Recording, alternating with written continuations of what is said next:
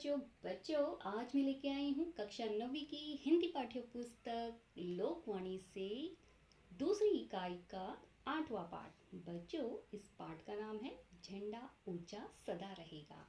बच्चों यह एक कविता है, प्रेरणा गीत कविता। तो चलिए देख लेते हैं इसके कवि कौन है। तो बच्चों इस कविता के कवि हैं रामदयाल पांडे जी। बच्चों रामदयाल पांडे जी का परिचय इस तरह से है कि इनका जन्म 1915 बिहार में हुआ था और मृत्यु इनकी 2002 में हुई थी। बच्चों रामदयाल पांडे जी का जन्म बिहार में हुआ था, लेकिन वे स्वतंत्रता संग्राम सेनानी और राष्ट्रभाव के महान कवि थे।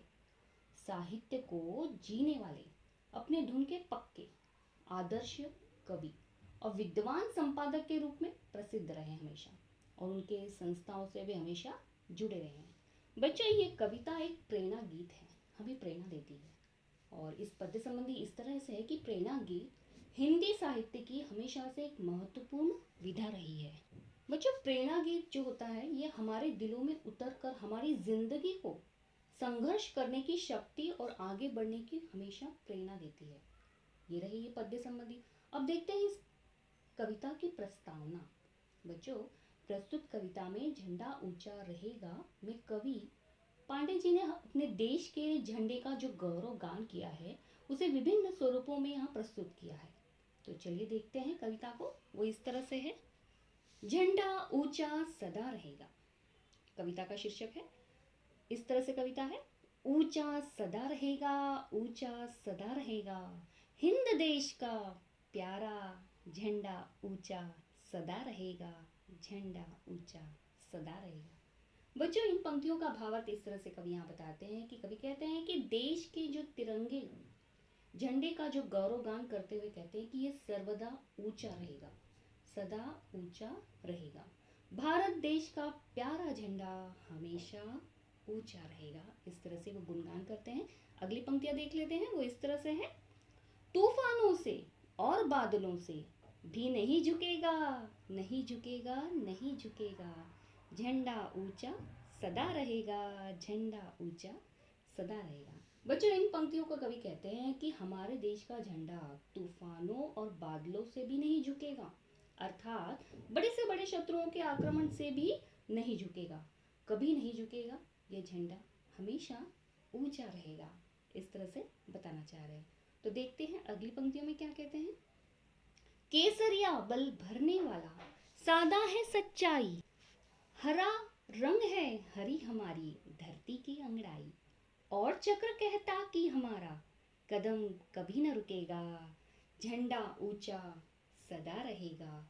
बच्चों इन पंक्तियों का भावार्थ इस तरह से है कि कवि यहाँ पर कहते हैं कि तिरंगे झंडे का जो केसरिया रंग है देश की शक्ति का प्रतीक माना जाता है, और ये हमारे अंदर शक्ति भरता है, और सफेद रंग शांति करता है और सत्य का प्रतीक माना जाता है। यह हमें सच्चाई की मार्ग दिखाता है। हरा रंग भूमि की पवित्रता होता है, उर्वरता और वृद्धि को दर्शाता है, और जो बीच में चक्र होता है बच्चों, यह हमें उन्नति के मार्ग पर हमेशा कदम बढ़ाते रहने का संदेश देता है। तो इसलिए कवि यहाँ पर कहते हैं कि हमारा यह झंडा हमेशा ऊंचा रहेगा। अगली पंक्तियां इस तरह से हैं बच्चों, शान हमारी ये झंडा है, ये अरमान हमारा, ये बल पौरुष है सदियों का, ये बलिदान हमारा, जीवन दीप बनेगा, ये अंधियारा दूर करेगा, झंडा ऊंचा सदा रहेगा। बच्चों इन पंक्तियों का भावार्थ इस तरह से है कि कवि यहाँ पर कहते हैं कि ये तिरंगा झंडा हमारी शान और हमारा अरमान है। ये झंडा सदियों के शक्ति पराक्रम और हमारे बलिदान की निशानी है। ये तिरंगा हमारे जीवन का दीपक बनेगा, अर्थात अंधकार को दूर करेगा, अर्थात कठिनाइयों और बुराइयों को दूर करेगा। हमारा झंडा हमेशा ऊंचा रहेगा। चलिए देखते हैं अगली पंक्तियां। वो इस तरह से है, आसमान में लहराए ये बादल में लहराए, जहां जहां जाए ये झंडा, ये बात संदेश संवाद सुनाए, है आज हिंद ये दुनिया को आजाद करेगा, झंडा ऊंचा सदा रहेगा। बच्चों इन पंक्तियों में कवि कहते हैं कि तिरंगा झंडा जो है आसमान और बादल में हमेशा लहराता रहे, ये झंडा जहाँ जहाँ जाए अपनी बात, अपना संदेश और अपना संवाद लोगों को सुनाए, अर्थात लोगों को सत्य, अहिंसा और भाईचारे का हमेशा संदेश दे। बच्चों, आज हिंदुस्तान ही ऐसा देश है जो पूरे संसार को भेदभाव और हिंसा जैसी बुराइयों से आज़ाद करेगा। तो हमारा झंडा हमेशा ऊंचा रहेगा। चलिए देखते हैं अगली पंक्तियाँ। वो इस तरह से है। नहीं चाहते हम दुनिया को अपना दास बनाना, नहीं चाहते औरों के मुंह की बात, रोटी फटकार खा जाना। सत्य न्याय के लिए हमारा लहू सदा बहेगा, झंडा ऊंचा सदा रहेगा। बच्चों, इन पंक्तियों में कवि कहते हैं कि हम दुनिया को अपना दास नहीं बनाना चाहते, दूसरों की बात और फटकार नहीं सुनना चाहते, तथा हम दूसरों के मुंह का निवाला भी छीन कर नहीं खाना चाहते। हमारा खून हमेशा सत्य और न्याय के लिए ही बहेगा। इस तरह से कवि यहाँ पर बताना चाह रहे हैं। तो इसलिए कवि कहते हैं कि हमारा झंडा हमेशा ऊंचा रहेगा। बच्चों, देखते हैं अगली पंक्तियाँ। आखिरी पंक्तियाँ हैं वो इस तरह से है कि हम कितने सुख सपने लेकर इसको ठहराते फहराते लहराते हैं, इस झंडे पर मर मिटने की कसम सभी खाते हैं। हिंद देश का है ये झंडा, घर घर में लहरेगा, झंडा ऊंचा सदा रहेगा। बच्चों, इन पंक्तियों में कवि कहते हैं कि हम कितने सुख तथा सपने लेकर इस झंडे को गाड़ते हैं, फहराते हैं और लहराते हैं। हम सब इस झंडे में पर मर मिटने की सौगंध भी खाते हैं। क्यों? क्योंकि ये हिंदुस्तान का झंडा है और ये घर घर में लहराया जाता है। इसलिए कवि कहते हैं कि हमारा झंडा हमेशा ऊंचा रहेगा। बच्चों, इस कविता से संबंधित मैं आपको एक सोमत अभिव्यक्ति बताना चाहती हूँ कि गणतंत्र दिवस पर अपने विचार बताने हैं।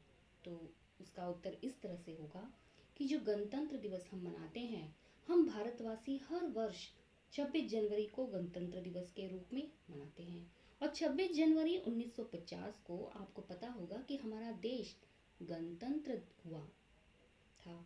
इसी दिन भारत का संविधान लागू हुआ था।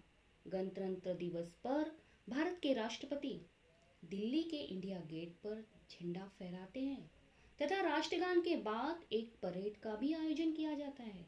इस दिन देश में राष्ट्रीय अवकाश होता है, यानी छुट्टी होती है। विद्यालयों में भी 26 जनवरी का उत्सव बड़े धूमधाम से मनाया जाता है, आप सभी लोग जानते हैं। और विद्यालयों में परेड, खेल, नाटक, भाषण इत्यादि का आयोजन भी किया जाता है। तो हर भारतीय वीर शहीदों को याद करता है इस दिन, जिन्होंने इस देश को आज़ाद कराने के लिए अपने प्राणों की बलि दी थी। अंत में सभी लोग भारत की शांति तथा उन्नति की प्रतिज्ञा भी करते हैं। तो यहीं पे ये कविता समाप्त होती है बच्चों। और मुझे उम्मीद है कि आप लोगों को ये कविता अच्छी तरह से समझ में आ गई होगी, ये वीडियो समझ में आ गया होगा। तो अगर आप लोगों को ये कविता और पाठ अच्छी तरह से समझ में आ गया है तो इसे आगे अपने मित्रों में ज़रूर शेयर करिएगा। और अगर आप मेरे चैनल में नए हैं तो प्लीज़ सब्सक्राइब ज़रूर करिएगा। तो चलिए फिर मिलते हैं अपने नए वीडियो के साथ। तब तक के लिए धन्यवाद।